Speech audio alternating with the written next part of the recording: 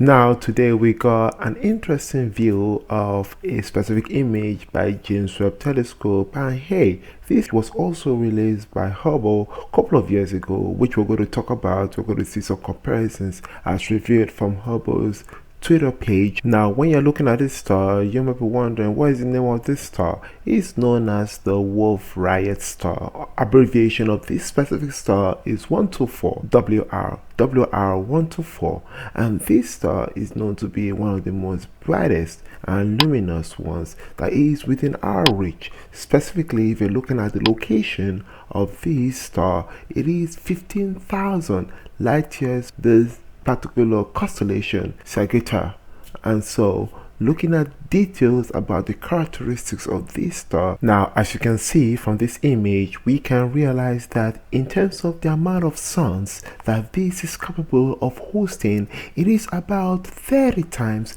the mass of the sun, which is huge and massive. And not only that, this particular type of sun has shown to have 10 shades of sun materials, and this is fascinating because this particular type of sun is getting close to it becoming a supernova, and seeing this amount of materials that are released in terms of not only dust or gas, or we can call it cosmic dust, is really revealing brightly using the infrared cameras of the James Webb Telescope. Now, furthermore, according to this article, it reveals why astronomers are looking at this particular type of sun as a point of interest, because the amount of dust or cosmic dust that are released, and this release of this type of dust that is that amount 10 times regular the sun, is really fascinating, because this can be a nice building foundation for the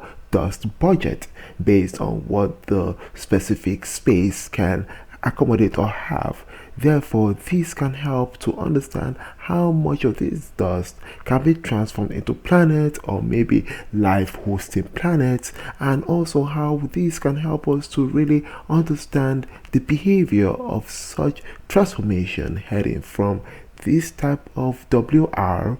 to a supernova phase. Most interestingly is the type of dust that are going to be produced, what type of contents are in there, and how is this going to shape our understanding of the beginning of life. So it's really fascinating to see this revealed, and astronomers diving into details about such imagery as shown right over here. Meanwhile, when looking at the image itself, James Webb Telescope offers an interesting take on this image. James Webb uses two of its instruments. One is the near-infrared cameras, which helps to balance out the brightness of the core of the star and the surrounding areas, and alongside the other instrument, which is known as the mid-infrared instrument, and this here is capable of producing those incredible detail of the structure of the surroundings of the star, specifically seeing the interesting look of the gases and clouds or dust cosmically that is shown around the bright spot in there. Now, one interesting finding about this article is how astronomers are viewing this particular image. It's not the way that we view this image as, oh, this beautiful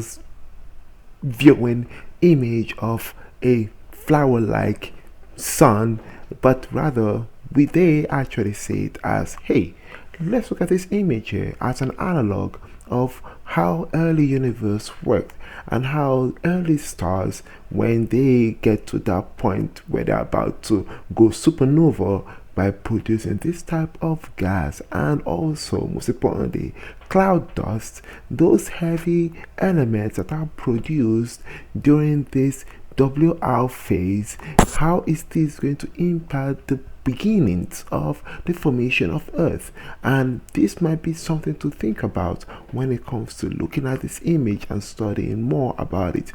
thanks to the imagery that is produced by the mid-infrared region that shows those type of cloud dust, or in this case cosmic dust, that are revealed in here. Now comparing the Hubble Space Telescope's image, which is more of a visible spectrum looking, which has a lot of orangey yellow gases that are shown, and at the center is the core of the main star that's about to die off. Looking at this in here, according to Hubble's Twitter page, it says that Hubble's view features observations taken in the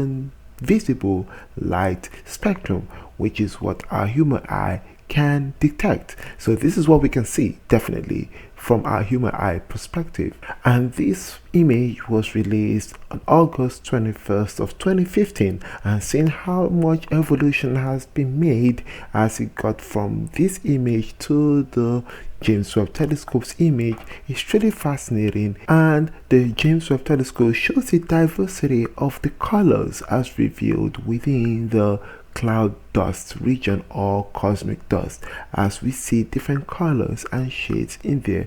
due to the help of the mid-infrared region, as shown alongside other more background stars that are around at the surrounding regions. Overall, I hope you found this really informative. See you on the next one. Stay smart as always and believe in yourselves.